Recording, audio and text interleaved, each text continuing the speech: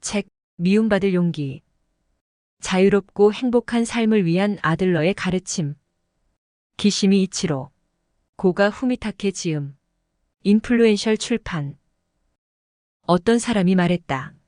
나는 열등감으로 똘똘 뭉쳐있다. 미디어에서 비슷한 또래가 활약하는 모습을 보고 있으면 이루 말할 수 없는 열등감을 느끼게 된다. 시간을 같이 살아온 누군가는 저렇게 활약하고 있는데 대체 나는 뭘 하고 있나 싶은 생각이 든다. 친구의 행복한 모습을 볼 때도 축복해주고 싶은 마음보다 질투와 초조함이 먼저 자리한다.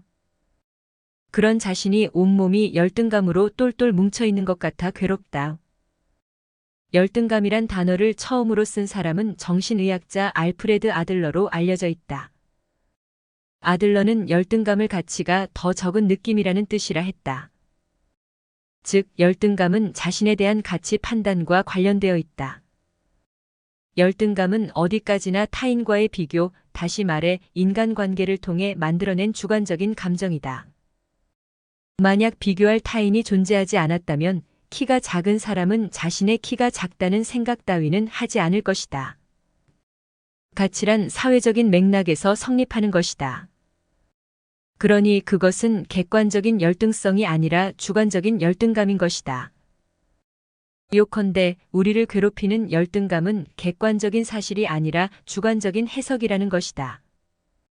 주관적 해석, 그러니까 자신의 뜻대로 생각한다는 것이다. 그런데 열등감이 주관적인 해석이라면 좋은 점이 하나 있다.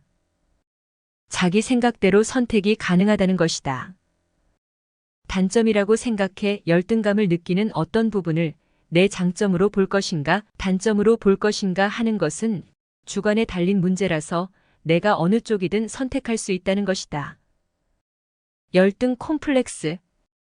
열등감을 정말로 인간관계의 문제라고 단정짓는다면 사회적으로 성공한 사람들, 다시 말해 인간관계에서 비굴해질 필요가 없는 사람들에게도 열등감이 존재하는 이유는 뭘까? 엄청난 부를 쌓은 사업가, 누구나 부러워하는 미남미녀, 혹은 올림픽에서 금메달을 딴 운동선수도 열등감에 시달리고 있다. 아들러는 열등감은 누구에게나 있으며 열등감 자체는 조금도 나쁜 게 아니라고 말한다. 그러면 인간은 왜 열등감을 느끼는 것일까? 인간은 무기력한 존재로 이 세상에 태어난다. 그리고 무기력한 상태에서 벗어나려는 보편적인 욕구를 갖고 있다. 아들러는 이를 우월성 추구라고 했다. 향상되기를 바라는 것, 이상적인 상태를 추구하는 것이라고 생각하면 될 것이다. 아들러는 우월성 추구와 열등감은 병이 아니라 건강하고 정상적인 노력과 성장을 하기 위한 자극이라고 말했다. 열등감도 제대로 발현되면 노력과 성장의 촉진제가 된다고 했다. 사람은 내면에 자리한 열등감을 없애기 위해 더욱 전진하려고 하기 때문이다. 현재에 만족하지 않고 한 발이라도 더 앞으로 나아가려고 하고 더 행복해지려고 한다. 열등감이 이런 방향으로 나간다면 아무 문제가 없다. 그런데 한 발 내디딜 용기도 내지 못하고 현실적인 노력에 따라 상황이 달라질 수 있다는 사실을 받아들이지 못하는 사람들이 있다. 아무것도 하지 않으면서 어차피 나 같은 건 열심히 해봤자야라며 포기하는 사람들이 바로 그들이다. 그런 건 열등감이 아니라 열등 콤플렉스이다. 현재 우리 사회에서는 콤플렉스라는 말이 열등감이라는 말과 같은 의미로 쓰이고 있다. 원래 콤플렉스란 어떤 것에 대해 이상할 정도로 집착하는 심리 상태를 표현하는 용어로 열등감과는 아무 관계가 없다. 예를 들어 프로이트가 제기한 오이디푸스 콤플렉스만 봐도 동성 부모에 대한 이상하리만치 강박적인 집착이 드러난다. 노력과 성장을 자극하는 계기가 되는 열등감 자체는 그리 나쁜 게 아니다. 그러므로 열등감과 열등 콤플렉스는 혼동하지 말고 정확히 구분해서 써야 한다. 예를 들어 학력에 열등감을 느끼는 어떤 사람이 나는 학력이 낮다 그러니 남보다 몇 배 더 노력하자라고 결심한다면 도리어 더 바람직하다. 하지만 열등 콤플렉스는 자신의 열등감을 변명거리로 삼기 시작한 상태를 가리킨다. 구체적 예로는 나는 학력이 낮아서 성공할 수 없다라고 하거나 나는 못생겨서 결혼할 수 없다라고 말하는 사람들이다. 이렇게 일상생활에서 A라서 B를 할 수 없다라는 논리를 내세우는 것은 이미 열등감의 범주를 벗어난 것이다. 그것이 바로 열등 콤플렉스이다.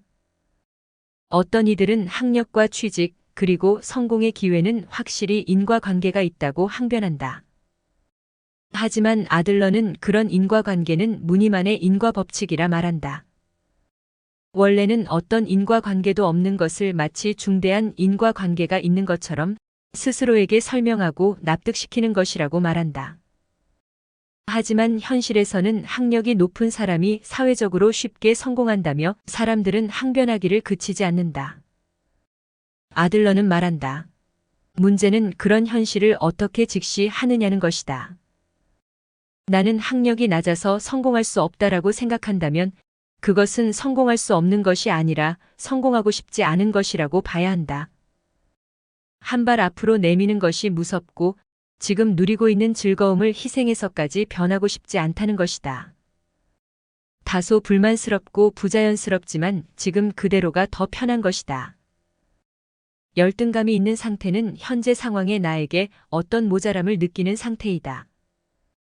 그렇다면 문제는 모자란 부분을 어떻게 채울 것인가 하는 점이다. 가장 건전한 형태는 노력과 성장을 통해 채우는 것이다.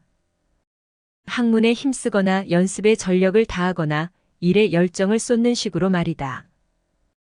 하지만 그런 용기를 내지 못하는 사람들은 열등 콤플렉스에 빠지게 되는 것이다. 당신의 열등감은 당신의 열등성이 아니다. 더군다나 병적인 집착을 드러내는 콤플렉스는 더욱 아니다. 당신의 열등감을 어떻게 처리할지는 오직 당신의 선택에 달려 있다. 지식 담기였습니다. 함께 해주셔서 감사드립니다.